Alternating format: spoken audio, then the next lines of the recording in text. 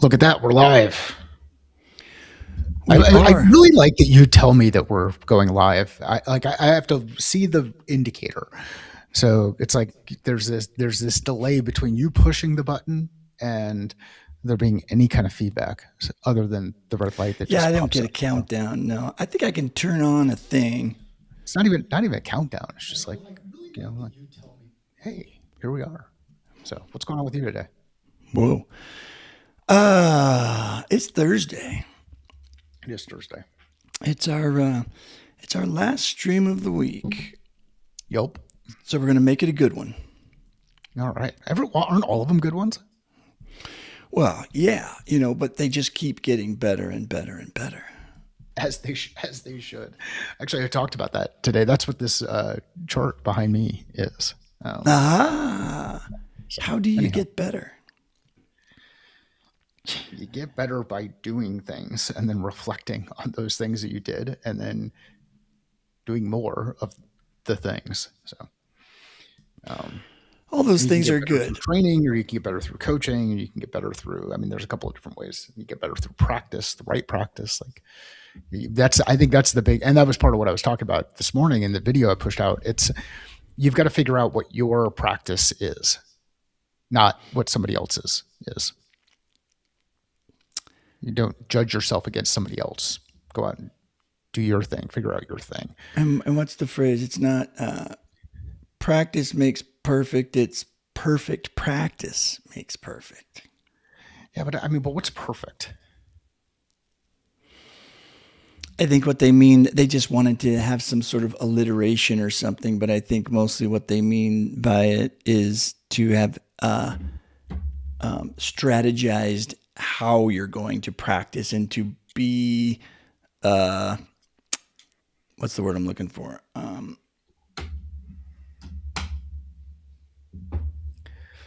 Be purposeful in your practice. Yeah. So there you go. Purposeful practice makes perfect. Purposeful practice leads to progress. Right? It makes you perfect. And makes you perfect. I don't know. It's like this. And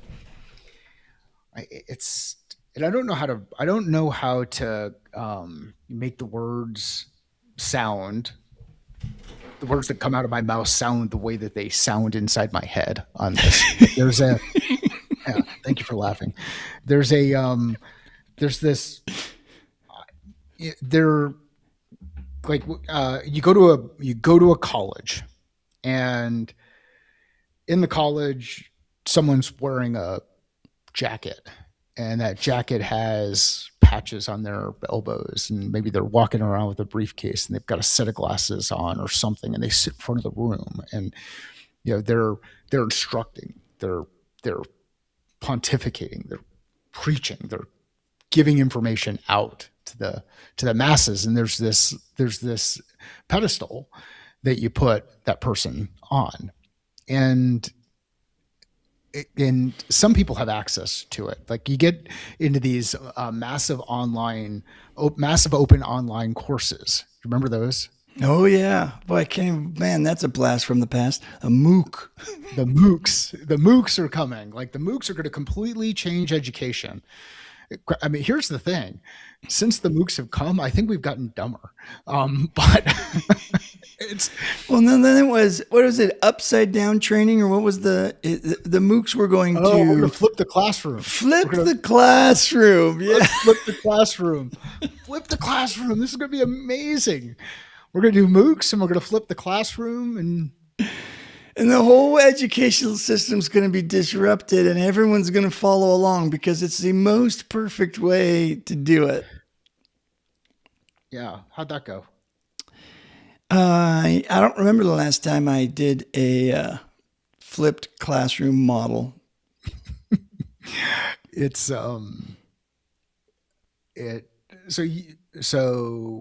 I had lost. I mentioned it on the show, I think yesterday, and it was the book Becoming Superhuman. And I don't have the book in front of me, so I can't name the author. But I drew up the chart.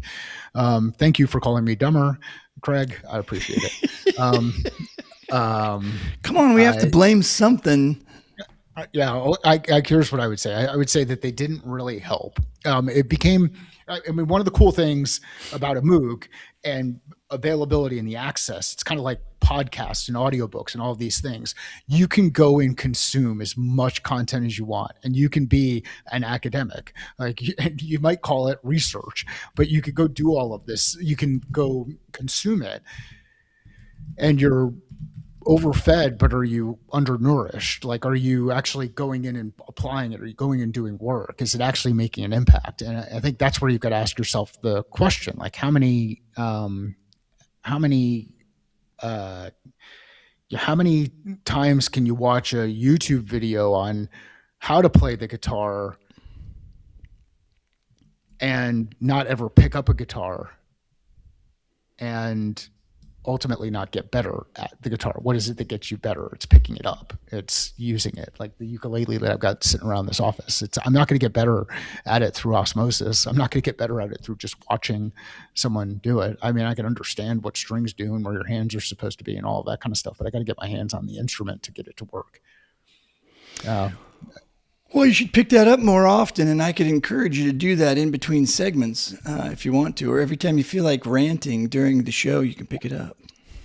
Now my golf game went from being really, I felt like it was really good on Tuesday. Like I had the best nine I played in for as long as I can remember. I put up a 39, and then I followed it up yesterday with a 98. Playing 18. How Yeah, do it you, was just from brutal. 39 to 98 on 9 holes? Well, so 39 on 9 holes, 98 on 18 holes, but on Oh, those 18 holes, I did not. It was not good. It was not pretty. I almost had as many putts yesterday as I did strokes the day before, and I was about ready to, as Robin Williams said, have a stroke. I was about ready to stroke out. Anyhow, but yeah, just I think there's a. I think the question is, at least for me, is okay. So you get something in. What do you actually do with it? And then when you do something, what do you actually do with the feedback that you get from it? If you get feedback, yeah, 98 is very bad. It's like 98 degrees. yes. It's not good. I'm telling you, there's something to this double par golf. It makes it a lot more fun. Well, here's the thing. I never had double par. I just had multiple triples, multiple doubles. Double. I had 10 holes where I had more than a double. I had a double or more on 10 holes. And I had 4 holes where I got par.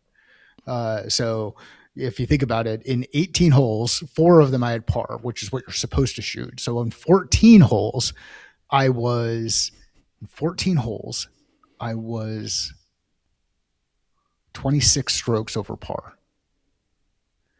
That's almost 2 strokes over par for each hole. I blame the golf We're course. going to blow the crap You're out of playing a people. difficult course, Mike. It's Huh? a hard course. Everybody It's not a struggles hard on course. it. I play that damn course multiple times a week. Like I know it, and it was no. What it was is Hey, I'm what it trying to was. support you here, man. Just trying to I don't support you. need support. I need a beating. That's what I need. That's what I need. I need a beating. the I need that tough love from a coach who's like, get your fucking head in the game and get out there and play the sport that you know how to play. You know. Anyway, so I've got the Hit the script. ball better, Mike. Actually, it's not even that. It's not hit the ball better. It's follow your routine and just let it be. Don't try to force it, because you start forcing it, and that's when things start to break down. Because you're like, so I had a blister on my thumb. Anyway, I'm not going to bitch and moan about golf anymore. I'm done with that. I don't want to. I've moved on. I've burnt the tape. I'm going to get out there and I'm going to play. Jen and I are going to play 9 holes later on today, which will be good. It's Today will be a good day. as I have confidence in your ability. I think it was Twain who said it's a good walk spoiled. It was a good walk. Not necessarily spoiled yesterday, but it is a good walk spoiled. But you've got Jen with you today, so you know you're going to have a good day. Nothing can go wrong. Yep, Do you have your script ready? I do. Look at that. Aren't we just all ready to go? And I moved my camera around. I was like, you know what? Hey, I could move the camera. I could move me. I could change the zoom. There are a couple of variables that I could kind of work through. So I was like, you know what? I'll just point the camera over and then let Brent keep his cropping, keep his crop where it is. Well, wait till I go to that next screen and we'll see. You might have to move your camera again. It's okay. We'll see what happens. Hey, has anybody double checked to see if we are actually live on LinkedIn today? Let me take a look. We are live. It is showing that we are live, and we have one attendee on LinkedIn right now. That's probably you.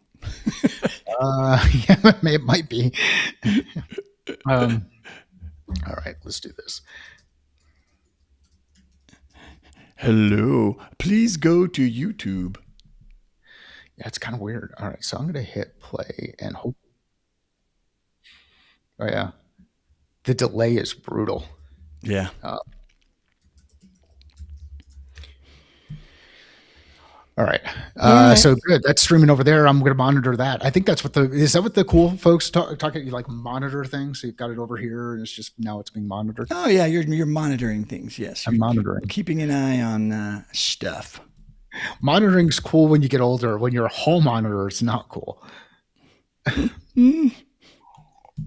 Good times. We have, yeah, I'm not even going to look at that. I'll have to figure that out. But anyways, all right, cool. Shall we start the show? Let's do it. All right. I think we should.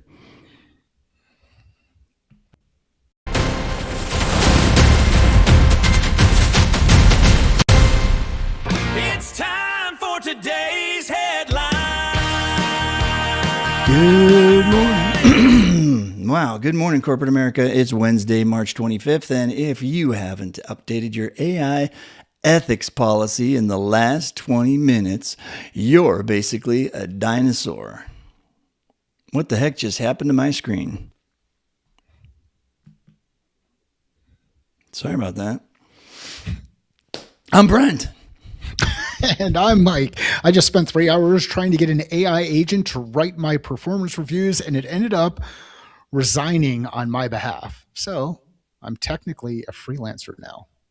Well, stay in the chair for 15 minutes, Mike, because we have a massive show. Let's get to our story number one. Today's breaking news. The White House just dropped a bombshell. National AI Policy Framework. They're telling Congress to bake AI training directly into existing education and workforce programs. No more standalone AI boot camps. This is now the standard flour in the, oh, yeah, it is flour. Wow. This is the standard flour in the bread of labor. And get this, they want to preempt state laws. They're basically saying to the 50 states, your patchwork of AI rules is cute, but we're the ones driving the bus now. Why does this matter to us? Because the Wild West of AI compliance is getting a sheriff. If you're an L&D lead, your curriculum is about to get a federal audit. Also, hilariously, if this framework fails, we've heard a rumor the government might just replace all L&D departments with a single, very stressed out ChatGPT 5 instance named Steve. Wait. It's time for technology and innovation. Speaking of Steve, story number 2, innovation. TalentLMS just announced a massive platform update. They are officially pivoting away from did they finish the course to did it actually do anything. They've redesigned their AI-powered skills tool to focus on measurable performance outcomes. Wait, you mean clicking next 40 times doesn't make me an expert in cybersecurity? Shocking. I know. They're integrating learning directly into the workflow. A little shout out to Bob Mosier. If you can't prove the training moved the needle on a KPI, TalentLMS is basically going to look at you and say, day. Why are we even here, Brent? Why are we here? It's nice to see TalentLMS in there. On to our third story. And now for our human and culture segment. It's not all sunshine and robots. The 2026 AI Trust Report shows that 86% of senior leaders are suffering from negative psychological effects from AI. We're talking anxiety, analysis paralysis, and verification tax. Verification tax. That's when you spend 4 hours checking the work the AI did in 4 seconds. It's like hiring a golden retriever to do your taxes. Sure, he's fast, but you're pretty sure he just wrote bacon in the deductions column. L&D pros, this is your moment. Our leaders are burning out because they don't trust their tools. Soft skills and AI fluency training are the only things standing between your C-suite and a collective nervous breakdown.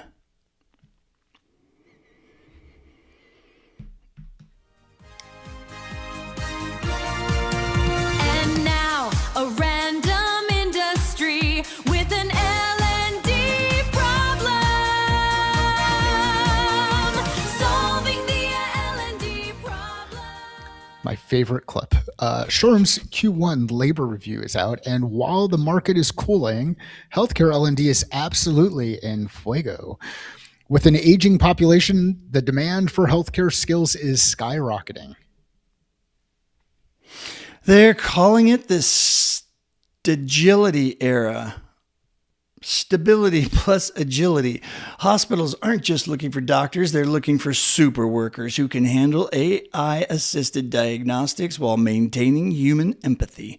If you're in healthcare L&D, you're not just a trainer. Rejoice, you're basically a human tech harmonizer. Dope. And now for the news in authoring tools. Finally, story 5, authoring tools. Adobe and NVIDIA just announced a strategic partnership to launch the next generation of Firefly models. We're talking about brand identity preserving 3D digital twins. For the instructional designers out there, this means you can create a 3D virtual replica of your office or product for training that looks exactly like the real thing. No more using stock photos of people in 2005 era business casual. It's agentic workflows for everyone. Your authoring tool won't just hold your content, it'll help you build it using NVIDIA's accelerated computing. It's basically God mode for IDs. Well, I guess that's the brief, Mike. You going to go talk to your AI agent about that resignation? I tried. It put me on hold and started playing a lo-fi remix of the corporate compliance jingle. I think I'm stuck here. Wow. Stay learning, people. We'll see you tomorrow. Do I have an ending outro? Breaking news feed, technological bleed. AI is shifting our entire culture's creed. Industry is facing challenges, struggling to take the lead. Yeah! Authoring tools plant the final seed. Have a great weekend! Have a great weekend!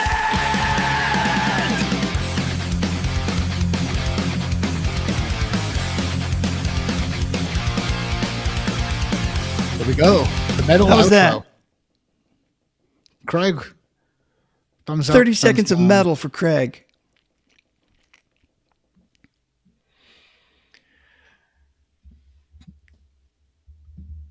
All right. So, what do you want to do? Do you want to do the cutting room floor? Or do you want to revisit some of the stuff that was up in the top? I don't know. Well, let's start with which one of those stories hit you the hardest? Which one of them stopped and made you skip a word because it was such an interesting story?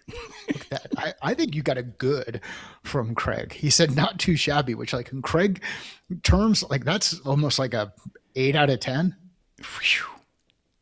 Yeah. Maybe 7. Maybe, yeah. So, I have an intro one actually that it did end up creating that I just forgot to play, so I'll have to save it for Monday. yeah, I mean, your timing was a little bit off today. Like there was a bit of a pause in between. You like just weren't ready to. Well, I forgot again that I even had to do them, but luckily in the script this time, it actually put it in the script. Story 1, the breaking news, and then it would say Story 2, innovation. So I had cues. You did have cues. Just didn't have my thumb on the button. You did have a thumb on the button. So get better. You take the weekend off and then be better on Monday. Just be ready to. The new coffee machine will be here today, so I'll be fine by Monday. Ooh, what kind of coffee machine? Old school, dude. I'm going old school on everything. High tech in my house, out. Everything gone. We did that. It is one of my favorite purchases of last year. We picked up one of those like old bun. It's not. I mean, not old, but when the bun coffee maker like you get in a coffee shop. Yeah. Oh yeah, you got the really big, nice, expensive one. Yeah, like the big coffee makers they have in churches. You know, where you can make a mass amount of coffee in one shot. Yeah, something like that. Yeah, and or the kind where you just put the water into the thing and you got a big kettle on the bottom and it just flows through the paper filter and you're good to go and you get a cup of coffee. Dude, it's awesome, and Jen I think calls it obnoxious, but it is absolutely. I love it. Like but I drink a crap ton of coffee. Like I will go through. I'm not going to share my health. You know, doctors probably not going to appreciate that. No, anyways, sorry. So slow the tempo. Craig says slow the tempo. Like how? Craig? What are you thinking? Like we cruise through the news pretty fast, or us slow the tempo, like us read slower. Oh, maybe slow the tempo on the metal song. Or maybe slow the tempo on the metal song. That might be it too. Yeah. I'm watching I'm not seeing any comments in LinkedIn. We are live there. One of the things that's cool about doing it this way and the way that we do it is I can throw comments in there. And we'll see what happens. Like maybe that and the comments will start getting some more folks in there. Again, as a reminder, the YouTube channels where the comments will show up in the live stream. So Craig is noticing a delay today. And that's part of it's because I'm reading the comments. Now I'm reading the comments not off of the YouTube thing. I'm reading them off of the eCam stream. So if I make my screen bigger, I think I'll see your comments. So Craig, just drop a comment after you hear me say this, and then I'll know what the delay is. I'm big on this whole bots and burnout kind of thing, and I think it's less about the. I don't know if that I would say it's the verification tax here, because a lot of stuff just kind of got thrown into this, and it'll be good to read the SHRM article. Okay, so we've got at least a 20-second delay, just based on him dropping that test in there. So I think this whole discussion around burnout and anxiety and stress is something that's important for us to talk through and people to talk through inside their business and inside their home and with your friends. And what I mean there, and that's why I did, part of the reason why I did that chart in the video, and we talked about it yesterday, and it's about finding your flow state. And it's this, as the challenges increase, and think about it from game theory perspective, game design, as the challenge increases, if your skills don't also increase, your capabilities don't also increase, you will get frustrated. And if it's too hard for you, the challenge is too hard, and you've not taken the time to build the skills, you quit. And some of that quit becomes is anxiety, and it's stress, and you burn out and whatnot. If the challenge is too low and the skills are too high, you get bored. And I don't know if the verification tax is an indication of boredom, or if it's an indication of too much, or it's an indication of something else. But I think this is a really interesting thing to kind of look into and ask yourself this question. ask yourself this question, and Craig says, hey, it applies to the same thing on playing guitar. Ask yourself this question: is the reason why I'm getting bored because I don't have the challenge that I have in front of me does not align with my capability or skill? If so, increase the challenge. Or is it I'm getting frustrated and anxious because the challenge I'm attempting to do is too high for my skill right now? If so, adjust. And those are this is the beauty of looking at things through two dimensions, looking at your X and your Y axis. When you plot this up, you can start to look at it both from an individual perspective, a team perspective, and what I proposed is a family perspective. As you think about adopting new tools and technology and new capabilities into your business and into your life. And I think that to me is one of the most exciting pieces about this space that we're getting into, is you really can choose your own adventure and work at your own pace, not be limited to how an instructor teaches or what somebody else says you should be doing at a given point in time. Yeah, and I think the other part that people are missing when it says 86% of senior leaders are suffering from negative psychological effects from AI. We're talking anxiety, analysis, paralysis, and verification tax. And they define verification tax as, when you spend 4 hours checking the work the AI did in 4 seconds. I think we have to remember that if what the AI is creating for you would have typically taken you a week to do, but the AI does it in 4 seconds and you take 4 hours to review it, you've still saved yourself just a crap ton of time. So I don't know. It would be interesting to see how senior leaders are trying to use AI and what exactly about AI is causing them the anxiety. Because again, you're right, to read the report is going to dive a little bit deeper for us, but I would bet money they don't answer the right question and that it doesn't go as deep as we're thinking. Well, and that's why you leave the academic work to the academics, and you leave the research work to the researchers, and you leave the real work to the people who are doing the work. Yes, but nobody's going to do that because everybody needs to make money in their magazine and they need some clicks, Mike. So they got to get out there and make some stories up about stuff they read. They got a deadline. Well, and the LLMs have to use more tokens so that you can burn through your tokens. That's right. You got to burn the spend some more money, and then you get people who know how to play guitar to yell and scream, "Get off my lawn!" and don't bring your crap business models onto my property. And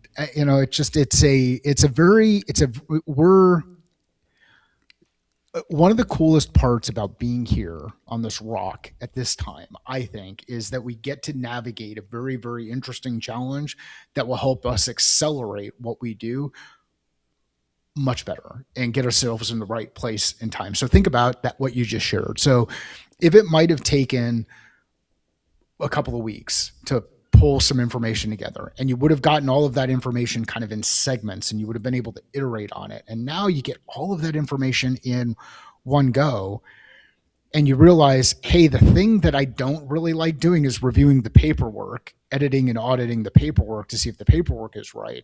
Then now what you do is you find somebody either on your team or some other resource to do that editing so that you can get back and do the things that you really enjoy doing. If you happen to really enjoy doing things that are not necessary anymore, then your value exchange may not be the same as it was at some point in the past. And then you've got to go through and start to say, okay, well, what are some of the things that I can do? And this gets into my energy versus impact 2x2. But what are some of the things that I can do that build my energy up and have high impact on others so that I can get that fair value exchange, it's it is so much easier to go sit in the corner and cry.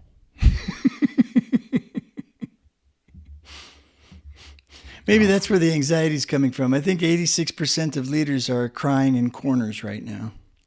That might be it. That might be it. But there's a way. There's a Well, way. I forget which segment it was in. Was it the bots and burnout? No. In the tech segment. So it was nice to see TalentLMS show up again in the news. I think we talked about this before. I don't think this story is new either. We're getting some rehash. Well, that SHRM one was from we looked at the same thing yesterday in SHRM.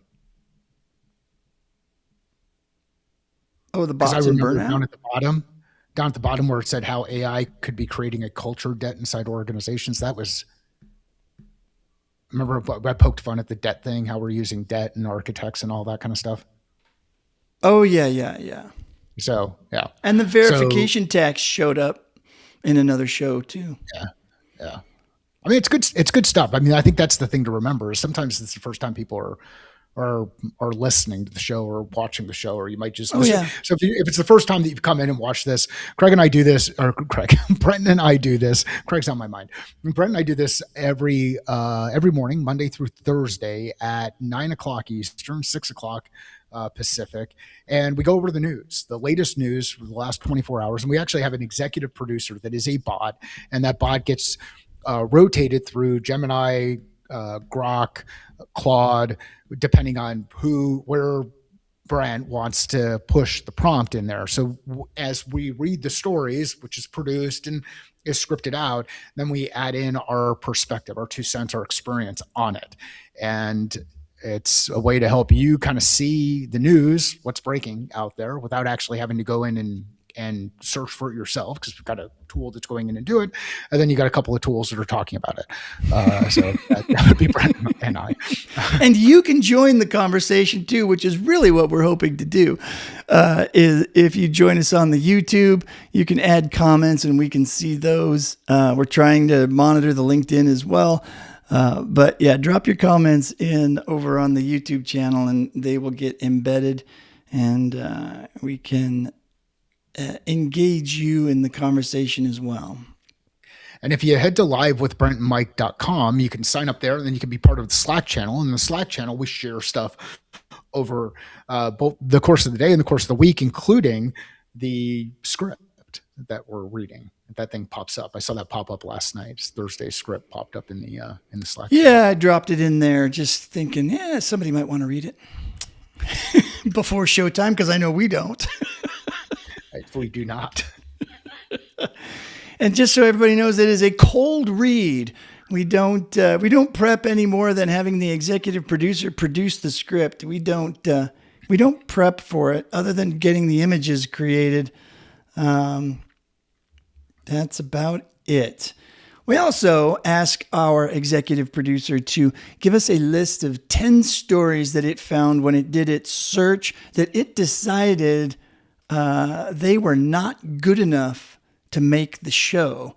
And so we have our 10 stories that hit the cutting room floor. Mike, you want to go odd or even today? I did odd yesterday. Why don't you go odd? All right. Number 1, OSHA CARES Initiative, new federal compliance initiative for workplace safety. Thrive's MCP server beta, interoperability for AI agents across 500 plus organizations. LPIQ launch, AI-powered content discovery for L&D professionals. Dopamine and memory study, new neuroscience research on how dopamine affects aging brains differently. Automation regret, SHRM report on how AI-driven layoffs are costing companies more in rehiring. And skills-based architecture, tech class report on the dismantling of jobs titles for fluid capabilities. Agentic AI in HCM, Gartner predicts 33% of apps will include AI agents by 2028. I think it's hilarious that they're doing future predictions like that go out more than 3 to 6 months. Josh Burson's dynamic enablement research showing AI first teams are 6 times more likely to hit financial targets. Sponge Custom Content Award, recognition of top custom learning solutions in 2026. And to wrap it up, Training Orchestra recognition named strategic leader in the 2026 Fosway 9 grid. So it's kind of interesting. I think one of the things that happens when you run the show that night is it picks up a lot of the stuff that we talked about earlier in that day, because it's in that 24 to 48 hour rotation. So it's who'd you use? What did we use for the show? What'd you use for the show yesterday? Yesterday was Gemini. Both were Gemini. Oh, it was Gemini. Yeah. Okay. Yeah. So I wonder, and I tried to set this up while you were out last week I had said, trigger this at 4:00 in the morning.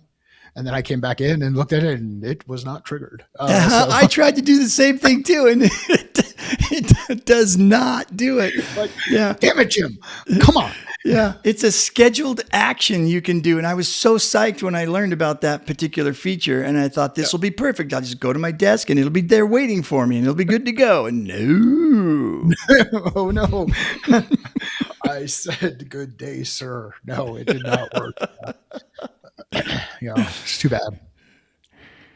I think you're right about that, by the way. So, folks, we're learning. We're figuring this stuff out as we go. Yeah. Well, and sharing the process as we go through it. I do think this is kind of funny, this whole agentic AI and HCM. Gartner predicts 33% of apps will include AI agents by 2028. This is one where if we were reading it, the script would say, and if you're not including AI agentic apps in your whatever, then you are whatever, right? Like it would do that thing. And this is with the speed. And I know many of us are kind of playing around with the technology at different levels. I'm playing around with the technology. Brent, you're playing around with the technology.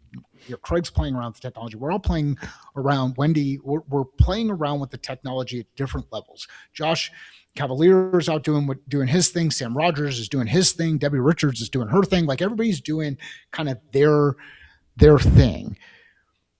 If you look at the speed of evolution just in the last 6 weeks, even 8 weeks,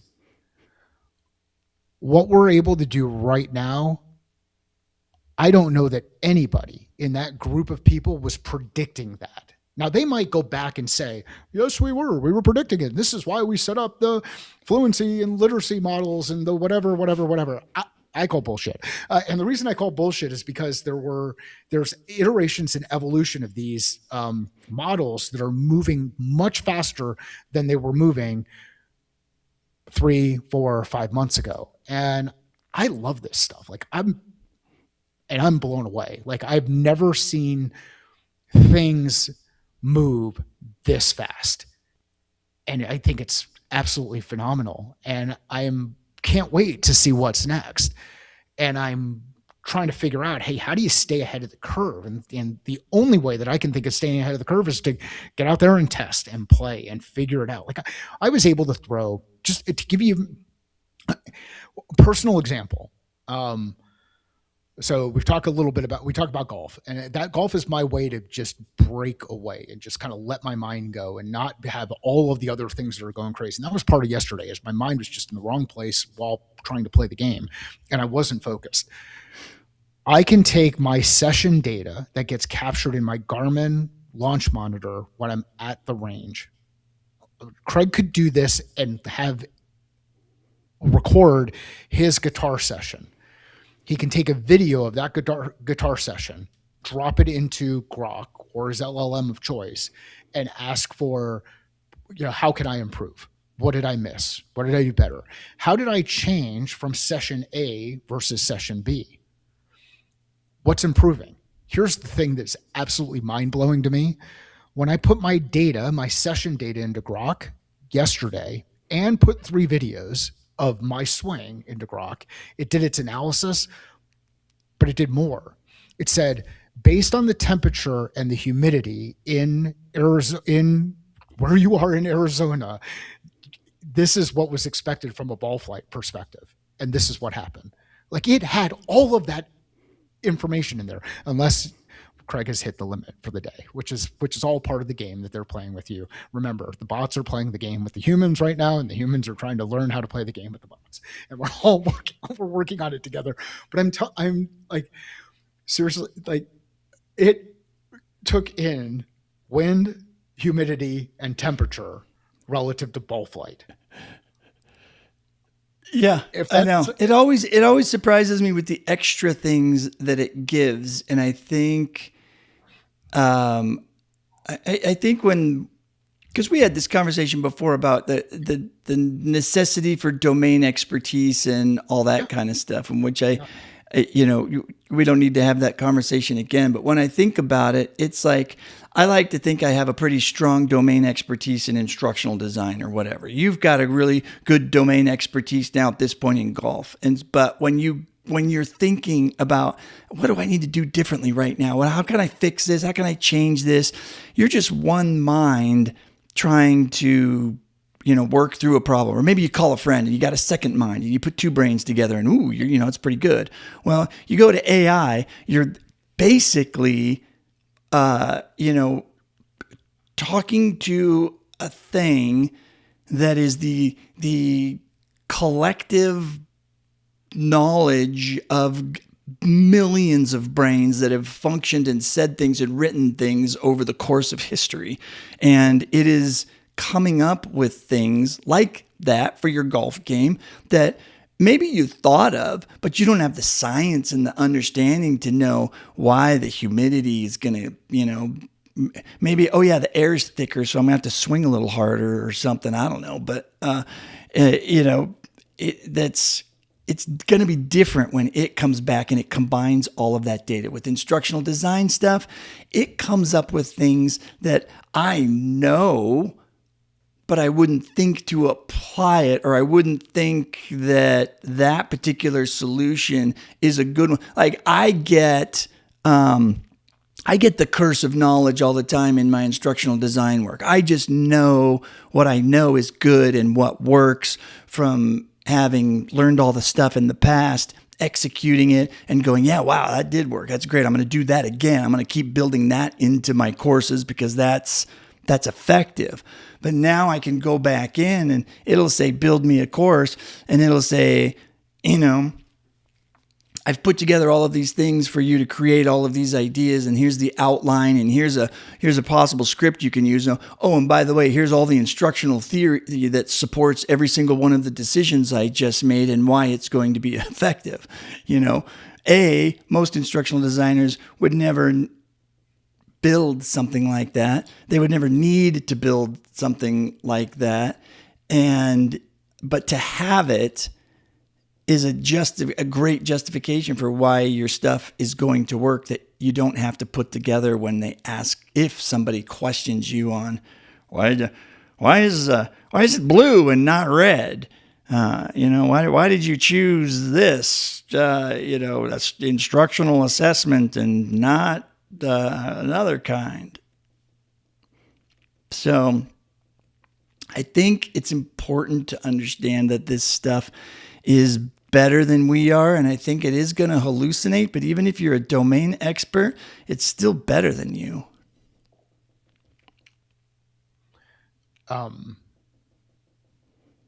Here's an alternate perspective on the domain expertise thing. And I know you said we don't need to get into it. And I do think it's something that we should continue to revisit as we go along. The only way that you can know whether or not a hallucination happens is if you have domain expertise. Yeah, you don't know it's right or wrong if you don't know. If you don't know, and that's why I've chosen different things to test with where I don't have domain expertise or don't have an emotional connection to. Yeah, and it's because we all know it. I mean, we do it. Like, how many times are you absolutely certain you're right, but you're not? or somebody has a different perspective that could shift it. So it's the Mark Twain quote. It's not what I know for sure that gets me in trouble, or it's not what I don't know that gets me in trouble. It's what I know for sure that just ain't so. Right. So, there's a lot of magic in what Twain has shared over the years, of these quotes that are out there, and they apply to what we're doing now. So you give it the room, and you give it the chance to do those things, like the golden retriever doing whatever the thing it was doing with the performance review and putting bacon in whatever the language was. Give it the flexibility to do the things and get creative, and allow yourself some flexibility around how do you tell some of these stories, and how do you share the stories, and how do you help transfer knowledge, and how do you help make an impact on others so that they can make an impact on the work that they're doing, which gets back into what you remind us of. It's, training is an event, learning is a process, training is an event, technology is used to enable both of them, and performance outcomes, performance improvement is the ultimate objective. That's the thing that we're working toward. So ask yourself, is this thing that I'm doing, is this thing I'm working on getting me closer to the goal or not? Yeah. If yes, keep going. If no, now you've got to ask yourself another set of questions. What do I need to change? Why is it not doing it? What did it miss? Like, this is the audio version of kind of what I've gone through with what I've been playing around with. And I know Craig and I are going to have a conversation a little bit later, and I'm going to lean on his domain expertise and try to figure out, I'm asking the wrong questions because I'm not seeing the machine evolve the way that I expect it to. Meaning the audio is not getting closer to what I want. And the reason why it's not getting closer is either because it doesn't think it's that important, it doesn't understand the instruction, or maybe I'm just hearing the wrong things. I don't know. I think that's my favorite thing about using AI. It took me a while to get used to and to remember that I can even do it, because it's not a normal thing, is to be able to tell the AI, pretend that you're somebody else, pretend you're a skeptic, and tell me all the reasons why somebody would not would have a counter argument for everything that you just told me. Tell me all the counter arguments. Yeah. And it has no ego. It's not going to go, there's nothing blocking it. It's just like, oh, cool. That's great fun. I'm going to love doing this. And it goes and it does it. And it comes up with counter arguments for every single thing that it did. And so it gives you a chance it's a thinking partner, right? Instead of sending your work to somebody to say, hey, can you give a look at this real quick and review it real quick for me? You're just asking the AI to review its work, but pretending to be somebody else, right. Approach this from a different perspective, pick it apart, and then you would tell it, how would you recommend fixing it or updating? If you had to update it based on all this new information, what would you do? And then it goes in and updates, and then you get to decide, whether or not you liked, which iteration you liked and which ones, going through and doing the right things. I mean, I think that's sort of the unlock, as people say, for the power of the AI to get past your, the first time AI gives you, I still see this and it drives me nuts when people write about it online. I tried AI again today and I asked it about blah, blah, blah. It's the thing I always ask it, and I'm still waiting for it to get it right. And it didn't get it right, so all AI is bad. I will not use it. And it's like, ow, okay. Yeah, good.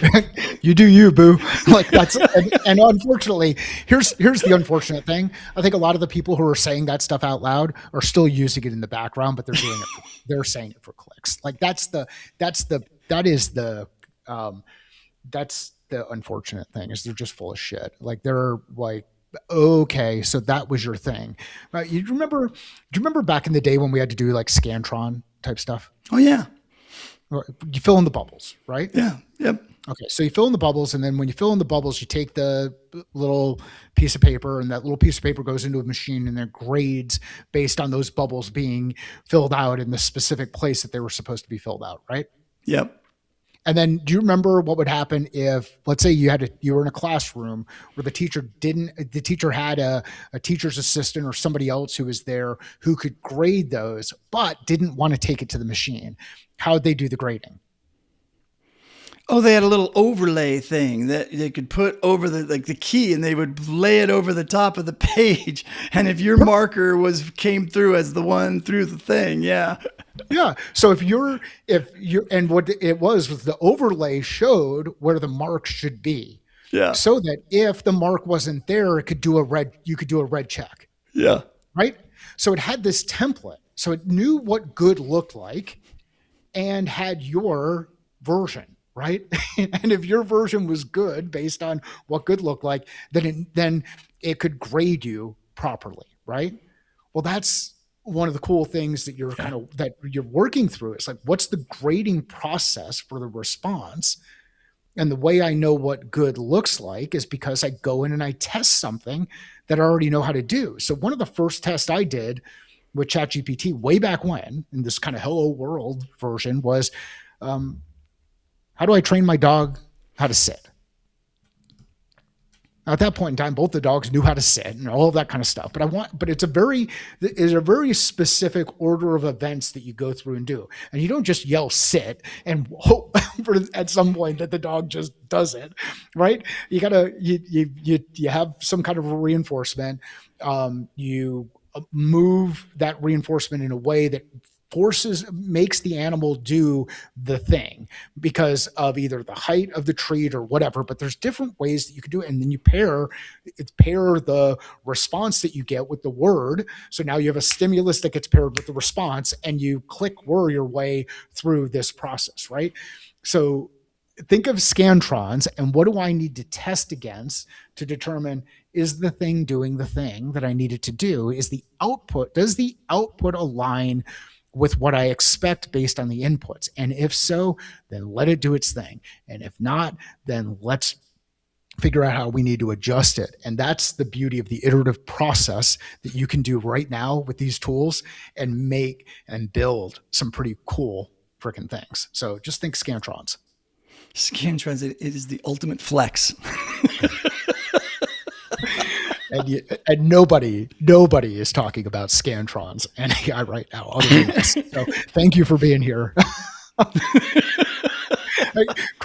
Brent, do you think anybody else is talking about Scantron templates? You're not going to get this kind of conversation anyplace else, people, unless there are other old farts out there talking about old technology from back in the day. Speaking of that, I have a webinar coming up in April that I'm going to be doing, and we're going to do a flashback through from the 70s on up to the present. And it's been super fun putting this presentation together. And interestingly enough, somebody shared on a TikTok post. Some teacher somewhere put a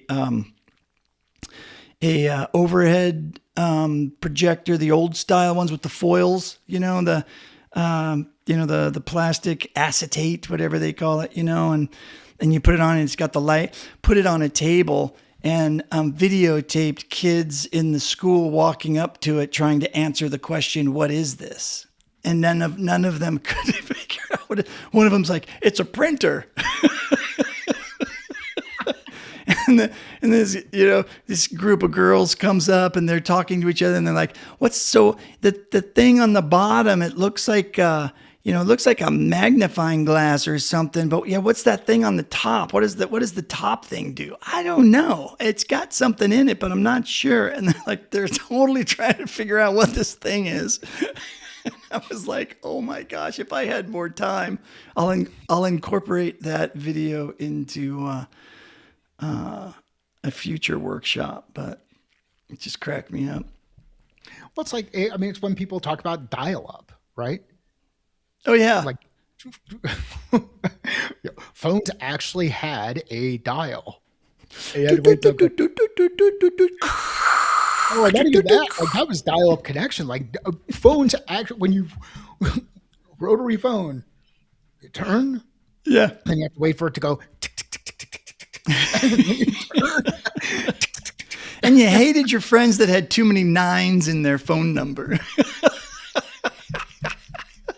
because it took way too long for the 9s and 0s. You're like, guys, you're cranking that thing around and you wait for it to come back. And Ain't nobody got time for that. And then the push button phones came, and that was just revolutionary. And then you could fat finger things. And then digital phone, then phones that were in your pocket became a thing, and you could butt dial people. Yeah, there you go. That was always a good time. Oh my Lord, my Lord, my Lord. But, all right. So I say we do this again on Monday. Yeah, if you want to join this conversation, share it with others. Sure, the website is livewithbrentandmike.com. You can sign up there. We'll get you in the Slack channel. Subscribe to Live with Brent and Mike on YouTube. You'll get the alerts when we go live. We go live every morning, Monday through Thursday at 9:00 Eastern. And the more people that we get involved in this, the more people that will help, and the more conversations we'll have, and the more that we'll learn together. And learning is absolutely better together. Indeed, and we will. We are contemplating a third guest, so having a guest every week. So now I'll have to completely redo my interface, but that's okay.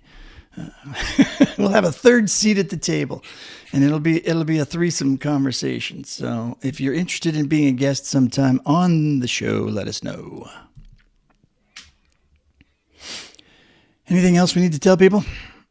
I don't think so. I think we wrap it up. I mean, if you take one thing away from the conversation, get out there and do stuff. And share it with us. Come back and share with us and tell us what you did. And when you do stuff, you're going to get so excited about it that you're going to do more of it. And then you're going to run out of tokens. And you're going to hit your limit. You're going to be frustrated. You're just going to be like, oh, I just want to do more. And when you get to that point of just wanting to do more, you've realized, ooh, I might be actually having fun with this thing. It's working. That's a great point. Seriously, if you're not having fun with the AI, then yeah, you should just stop using it. Just get out, just to go do something else. Because I don't know how you're not having fun using AI. I'm sorry. Just being able to go into Nano Banana and come up with images. Like, I am absolutely going out there and figuring out an image that shows the evolution from the Scantron to something, a Scantron and its application in the AI world. Other forms of assessment. Yeah, well, and that's it. So it is a thought partner. Do not outsource your thinking. It is a thought partner. Do not outsource your thinking. Brent, let's wrap it up. Let's wrap it up. Adios, everybody. We will see you on Monday morning. And have a great weekend.